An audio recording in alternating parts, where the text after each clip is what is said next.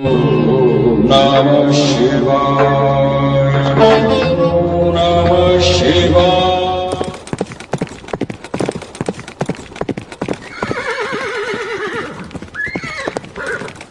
ব্রিটিশদের অন্ধকার জেলের ভেতরে কি সরস্বতী পূজা হতে পারে?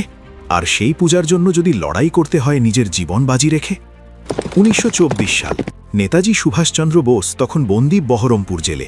বসন্ত আসছে, বিদ্যার দেবীর আরাধনার সময়। নেতাজি বললেন জেলের ভেতরেই সরস্বতী পূজা হবে। ব্রিটিশ জেলাররা হেসে উড়িয়ে দিল, কিন্তু সুভাষ বসু কি হার মানার মানুষ? কিছুদিন পর তাকে পাঠানো হলো বার্মার মান্দালয় জেলে। সেখানেই তিনি দেখলেন বড়দিন পালনের জন্য সরকার টাকা দেয়, কিন্তু সরস্বতী পূজার জন্য এক আনাও নয়। সেই মুহূর্তে নেতাজি গর্জে উঠলেন, ধর্ম আমাদের প্রাণ। শুরু হলো ইতিহাসের এক ভয়ঙ্কর অধ্যায়। টানা 15 দিন অনশন, অন্ন নেই, জল নেই, শুধু আদর্শ আর আত্মসম্মান। ব্রিটিশ প্রশাসন ভয় পেয়ে গেল, শেষ পর্যন্ত মাথা নত করতেই হলো। জেলের ভেতরেই হলো সরস্বতী পূজা। বন্দী বিপ্লবীরা বুঝে গেলেন ভক্তি আর দেশভক্তি এক হলে কোনো শিকলই মানুষকে বেঁধে রাখতে পারে না। এই গল্প শুধু ইতিহাস নয়, এটা ছিল এক বাঙালি বন্দী বিপ্লবীর আত্মসম্মানের লড়াই। বন্দে মাতরম।